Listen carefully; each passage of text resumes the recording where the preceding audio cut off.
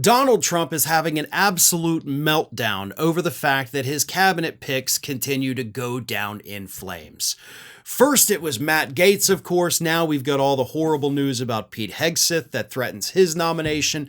Kash Patel is already ruffling a lot of feathers. Tulsi Gabbard, Robert F. Kennedy Jr., Linda McMahon.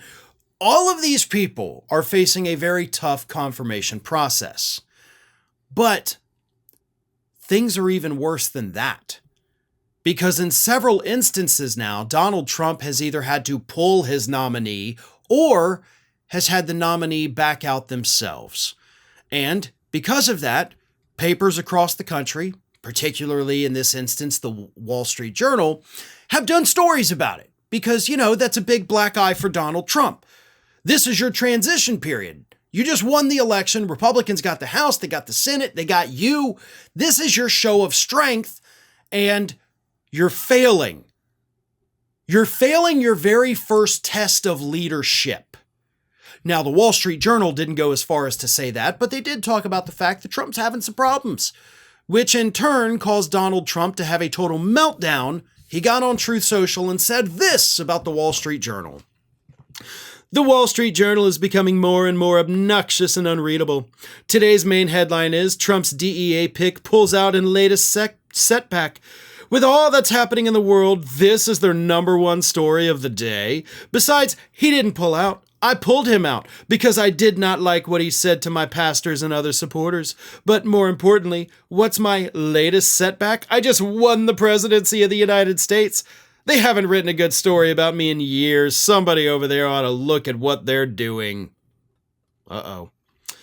The only one worse than them is stupid, China-centric Forbes magazine, which of course had to take Donald Trump off the, wealthiest people list because he lost so much money in Truth Social.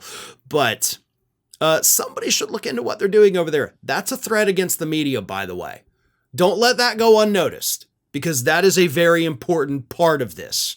But the other part is that they're, of course, talking about the fact that the Florida sheriff from Hillsborough County that Donald Trump picked to lead the DEA dropped out. And he did drop out, by the way, because of what he said about Trump's pastors. No, Trump supporters forced him to pull him because they didn't like what he did during COVID, enforcing COVID restrictions here in the state of Florida, which we had few. Like, we were among the least restrictive state in the country, but you had to enforce what was there. From Governor Ron DeSantis, by the way. These were Republican restrictions. So he loses that guy. And Donald Trump is pissed at the media for it, of course, because they're, doing their job and reporting on it. But they also need to talk about the fact that Donald Trump had to pull the man he had picked to be his White House counselor. He's already been replaced. Before he even got to the White House, he pulled that guy. This was his show of strength. He was supposed to pick, as he said back in 2016, only the best people. And instead, he has filled up a clown car with freaks and weirdos and criminals. And even his Republican senators are like, dude, we can't do this. His supporters are saying, dude, we can't do this. But what's more important is that this is a very real, the emperor has no clothes moment. Donald Trump thought he had a mandate that, of course, never materialized. He didn't even get 50% of the popular vote. No mandate. He thought he had the backing of every Republican in this country, and he doesn't. He thought he made the smartest decisions, and clearly he can't do that. And everybody is waking up and realizing that, even though the election was only a month ago, this man has failed spectacularly. And if he fails this spectacularly before he even gets power, then how badly is he going to be failing once he finally gets in office? That is a question that millions of Americans are asking themselves right now, and Trump knows it, and it's driving him totally insane.